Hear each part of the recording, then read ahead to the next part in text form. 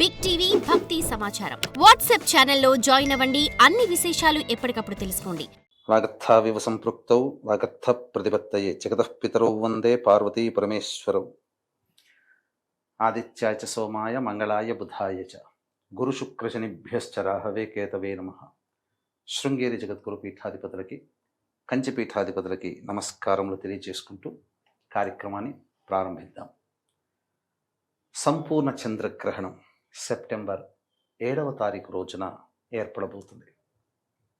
ఈ సంవత్సరంలో మనకు భారతదేశంలో కనిపించే సుదీర్ఘమైనటువంటి చంద్రగ్రహణం, దాదాపు 3 గంటల 10 నిమిషాల పాటు ఏర్పడుతున్నటువంటి ఈ గ్రహణం ప్రభావము నిజంగానే మన దేశం మీద ప్రభావం చూపుతుందా, లేదా మనుష్యుల మీద ప్రభావం చూపుతుందా?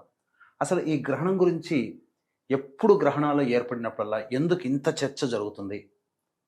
వాస్తవానికి విజ్ఞానానికి ఏంటి సంబంధం, శాస్త్రానికి విజ్ఞానానికి ఏంటి సంబంధం అనే ప్రశ్న చాలామందిలో ఉదయిస్తుంది. అయితే ఈ గ్రహణ సంబంధించినటువంటి వివరాలు తెలుసుకుందాం. మొట్టమొదలుగా ఈ గ్రహణం ఈ నెల అనగా సెప్టెంబర్ 7వ తారీఖు రోజున రాత్రి 9 గంటల 57 నిమిషాలకి ప్రారంభమై 11 గంటల 27 నిమిషాలకి ముగుస్తుంది. పాత గణిత పంచాంగాల ప్రకారము శతభిష నక్షత్రం 4వ పాదం మరియు పూర్వభాద్ర నక్షత్రం 1వ పాదంలో ఏర్పడుతున్నటువంటి ఈ గ్రహణం దృక్ సిద్ధాంతం ప్రకారం పూర్వభాద్ర నక్షత్రం 1వ పాదంలో ఈ యొక్క గ్రహణం ఏర్పడుతుంది. ఏవైనా మనకు రెండు కూడా ఆమోదయోగ్యమే కాబట్టి రెండు సిద్ధాంతాల ప్రకారం చూసుకున్న శతభిష పూర్వభాద్ర నక్షత్రాలలో ఈ గ్రహణం ఏర్పడుతుంది. కాబట్టి శతభిష నక్షత్రానికి ముందైనటువంటి ధనిష్ట నక్షత్రము, పూర్వభాద్ర తదుపరి నక్షత్రం ఉత్తరాభాద్ర నక్షత్రం. వెరసి ఈ యొక్క గ్రహణ ప్రభావం ఏ ఏ రాశుల మీద ఉంది అని చూసినప్పుడు ఈ శతభిష పూర్వభాద్ర నక్షత్రంలో గ్రహణం ఏర్పడుతుంది. కాబట్టి ఈ గ్రహణానికి అనుజన్మ తారలైనటువంటి ఆరుద్ర, పునర్వసు, విశాఖ, స్వాతి ఈ నక్షత్రాల్లో, వెరసి ధనిష్ట, శతభిషం, పూర్వభాద్ర, ఉత్తరాభాద్ర, ఆరుద్ర, పునర్వసు, స్వాతి, విశాఖ నక్షత్రాలలో జన్మించినటువంటి వారికి ఈ గ్రహణ దోష ప్రభావం అనేటువంటిది ఉంటుంది. ఈ నక్షత్రాల్లో జన్మించినటువంటి వారు గ్రహణాన్ని చూడకపోవడమే చాలా మేలని చెప్పవచ్చు. ఇక మనం విషయానికి వచ్చినట్లయితే ఈ యొక్క గ్రహణం ఏ ఏ రాశుల మీద ప్రభావాన్ని చూపుతుంది? ఉన్నవే 12 రాశులు. ఇందులో శుభ ఫలితాలు, మధ్యమ ఫలితాలు, అశుభ ఫలితాలు అని మనకు చెప్పబడి ఉన్నాయి. అయితే గ్రహణం ఏర్పడుతున్నటువంటి కుంభరాశిని బేస్ చేసుకొని ఈ యొక్క కుంభరాశికి సంబంధించి ఏ ఏ రాశి వారికి కుంభరాశి ఏదవుతుంది అనేటువంటి విషయాన్ని మనం తెలుసుకునే ప్రయత్నం చేద్దాం. ముఖ్యంగా మేష, వృషభ రాశికి, అలాగే కన్యా రాశికి, ధనుస్సు రాశిలో జన్మించినటువంటి వారికి శుభ ఫలితాలు, ఉత్తమ ఫలితాలు అని మనకు చెప్పబడి ఉంది. ఇక మిథున రాశి, తులారాశి, మకర రాశి, సింహరాశిలో జన్మించినటువంటి వారికి మధ్యమమైనటువంటి ఫలితాలు అనేటువంటివి కలుగుతాయి. అధమంగా చెప్పబడినటువంటిది కర్కాటక రాశి, వృశ్చిక రాశి, కుంభరాశి, మీన రాశిలో జన్మించినటువంటి వారికి అశుభ ఫలితాలు అని చెప్పబడుతున్నాయి. అంటే శుభం అంటే ఏంటి, అశుభం అంటే ఏంటి అని అంటే వీటి గురించి మనం కూలంకషంగా, క్లుప్తంగా మనం ముందు తెలుసుకుందాం. అయితే చాలామంది మెదడులో ఉన్నటువంటి ఆలోచన ఏంటంటే ఈ యొక్క గ్రహణానికి మానవులకి ఏంటి సంబంధం అండి? ఇది ప్రకృతిలో జరుగుతుంది కదా, ప్రకృతిలో ఏర్పడేటువంటి వాటికి ప్రకృతి పరంగానే చూడాలి, కానీ మానవులకు ఎందుకు మనం ఆపాదించడం? ఇది నిజంగా అసలు శాస్త్రీయబద్ధంగా అంగీకరిస్తుందా అని అంటే, మనకు ఖగోళ శాస్త్రం అనేటువంటిది ఉందండి. ఖగోళ శాస్త్ర విజ్ఞానం అంటే ఆస్ట్రానమీ వేరు, ఆస్ట్రాలజీ వేరు. ఆస్ట్రానమీ అనేటువంటిది ఖగోళానికి సంబంధించింది. కాబట్టి ప్రతి సంవత్సరం ఈ యొక్క విశ్వంలో మనకే కాదు గ్రహణం, అనేక భూమి లాంటి గ్రహాలు అనేకంగా ఉన్నాయి. అక్కడ కూడా గ్రహణాలు ఏర్పడుతూ ఉంటుంటాయి.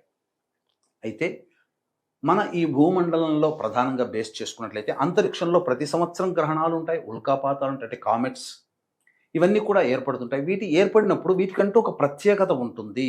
ఈ తదనంతరం కొన్ని విపత్తులు అనేటువంటివి సంభవిస్తాయి అని మనకు చెప్పబడి ఉంది శాస్త్ర ప్రకారం. గమనించుకున్నట్లయితే అనేకమైనటువంటి ప్రకృతి విపత్తులు అంటే ఈ భూకంపాలు, సునామీలు, అలజడులు, రాజకీయ పరంగా అనిశ్చితి, యుద్ధ వాతావరణము, సామూహికమైనటువంటి మరణాలు, ఇవన్నీ ప్రకృతి విపత్తులుగా మనకు చెప్పబడి ఉన్నాయి. గత 50 సంవత్సరాలు, 100 సంవత్సరాలు అవసరం లేదండి, 50 సంవత్సరాల లోపల ఏర్పడినటువంటి అనేకమైనటువంటి ప్రకృతి విపత్తులకి ముందు వెనుక ఖచ్చితంగా ఈ గ్రహణాలు ఏర్పడి ఉన్నాయి. కాబట్టే ఈ గ్రహణాలని మనం అంత ప్రాముఖ్యంగా చర్చించుకోవాల్సినటువంటి పరిస్థితి. ఎవరు అవునన్నా కాదన్నా మనకు శాస్త్ర విజ్ఞానం మనకు ఇదే తెలియచేస్తుంది. కురుక్షేత్ర యుద్ధంలో గనక చూసుకున్నట్లయితే స్పష్టముగా వ్యాస భగవానుల వారు రచించారు.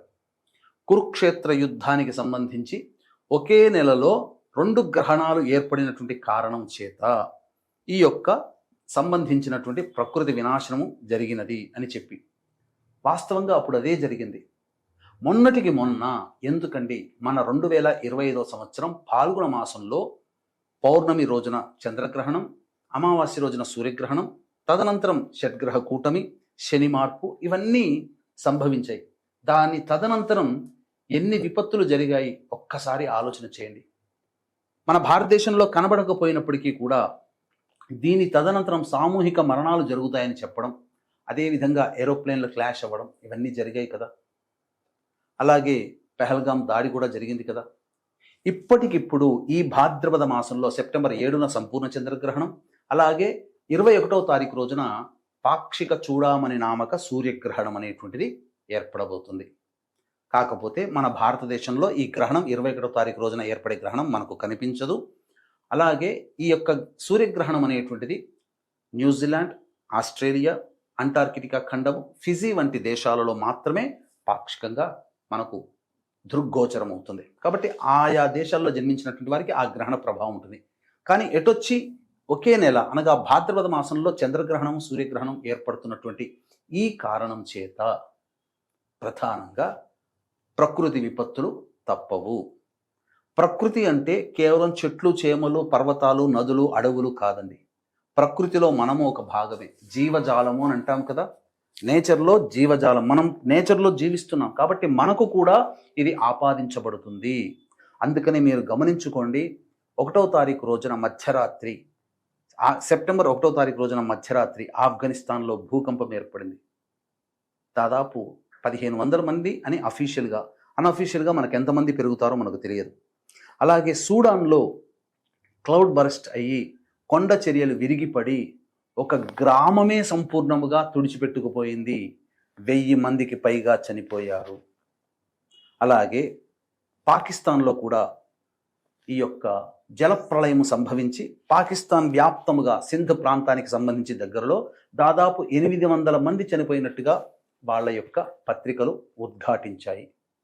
కాబట్టి ఇవన్నీ తరిచి చూస్తే ఈ యొక్క సెప్టెంబర్ 7వ తారీఖు రోజున, సెప్టెంబర్ 21వ తారీఖు రోజున ఏర్పడే సూర్యగ్రహణం మన భారతదేశంలో కనిపించదు, ఆందోళన వద్దు.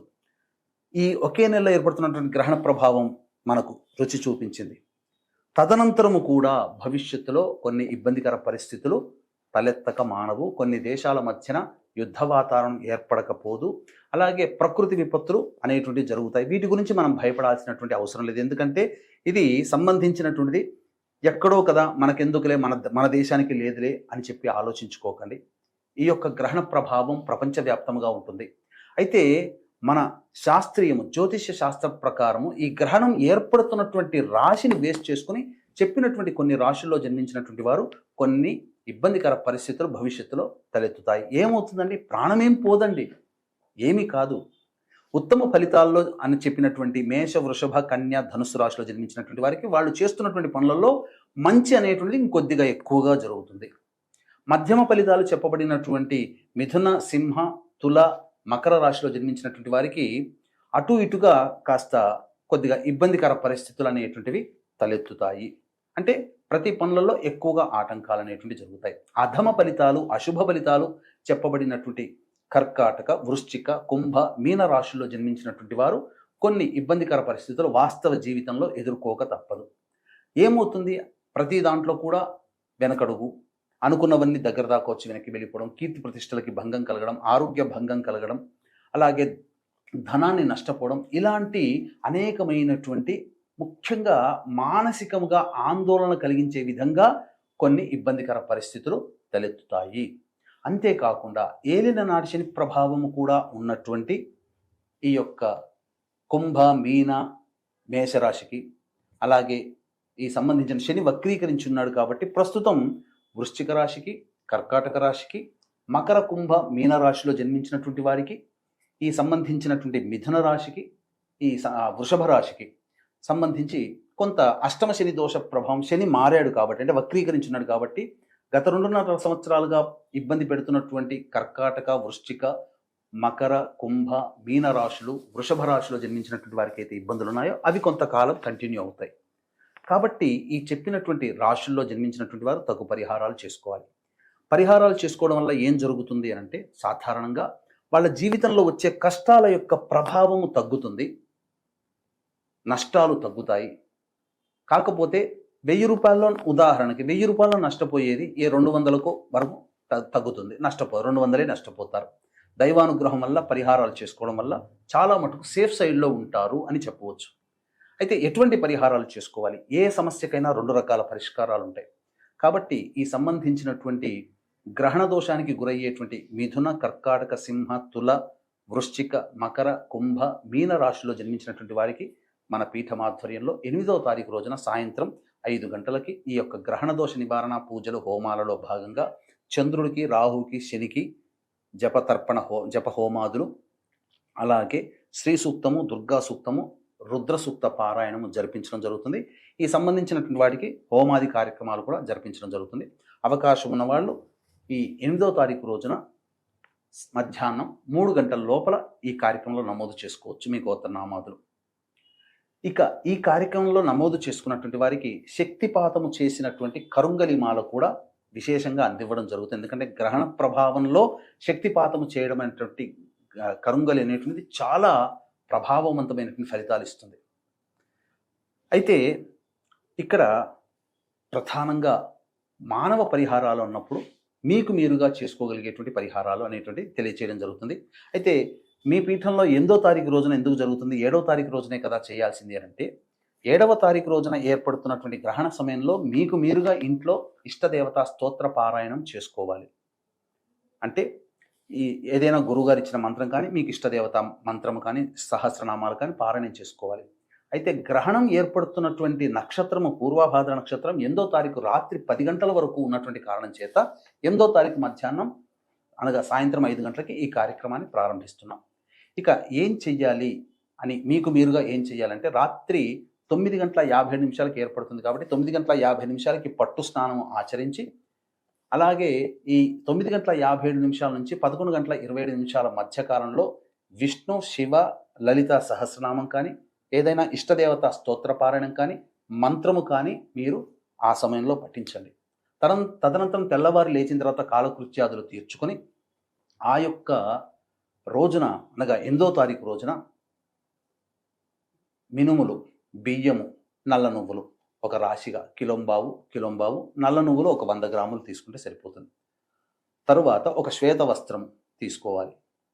తరువాత మట్టి పాత్ర లేదా ఇత్తడి పాత్ర లేదా కాంస్య పాత్ర తీసుకుని అందులో వెండి, చంద్ర, సూర్య, సర్పబింబాలు వేసి ఆ పాత్ర మునిగేంతగా ఆజ్యం అనగా ఆవు నెయ్యి వేసి, తదనంతరం బ్రాహ్మణుని పిలిపించుకొని సంకల్పం చెప్పుకొని ఆ ఆజ్య పాత్రలో మీ ముఖాన్ని చూసి అది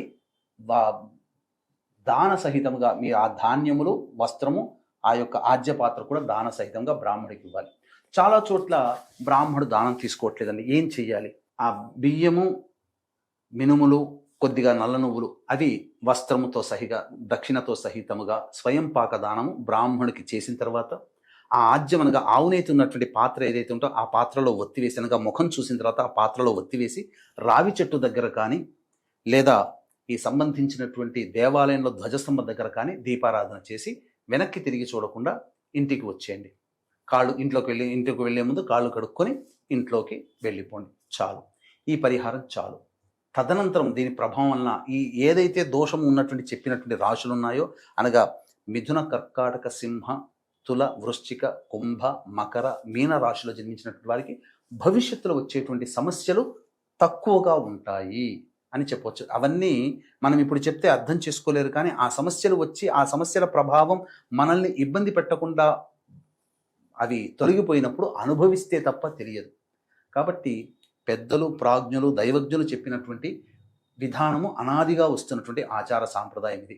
కాబట్టి అవకాశం ఉన్నవాళ్ళు వీలైతే ఆచరించండి. ఇందులో కేవలం నేను మార్గదర్శకుని మాత్రమే తప్ప నేనేమీ కూడా దైవంలాగా ఈ పరిహారాలు చేయించిన తర్వాత దైవంలాగా తుడిచిపెట్టడం అనేటువంటిది కలియుగంలో జరగదు. కేవలం నేను మీకు మార్గదర్శకుని. నన్ను గనక నమ్మినట్లయితే నా పీఠం ఆధ్వర్యంలో జరిగేటువంటి కార్యక్రమంలో 8వ తారీఖు రోజున జరిగేటువంటి కార్యక్రమంలో మీ గోత్రనామాలు నమోదు చేసుకోవచ్చు. మళ్ళొకసారి మిథున, కర్కాటక, సింహ, తుల, వృశ్చిక, మకర, కుంభ, మీన రాశిలో జన్మించిన వారు ఈ యొక్క కార్యక్రమంలో నమోదు చేసుకోవడం ద్వారా 8వ తారీఖు రోజున నమోదు చేసుకోవడం ద్వారా వాళ్ళకి గ్రహణ శాంతి జరుగుతుంది, సమస్యల నుంచి బయటపడతారు. ఈ కార్యక్రమంలో నమోదు చేసుకున్నటువంటి వాళ్ళకి శక్తిపాతం చేసినటువంటి కరుంగలి మాల కూడా ఇవ్వడం జరుగుతుందని చెప్పవచ్చు. సర్వం Shri Umamaheshwara పరబ్రహ్మార్పణమస్తు. For more videos like this, subscribe Big TV channel.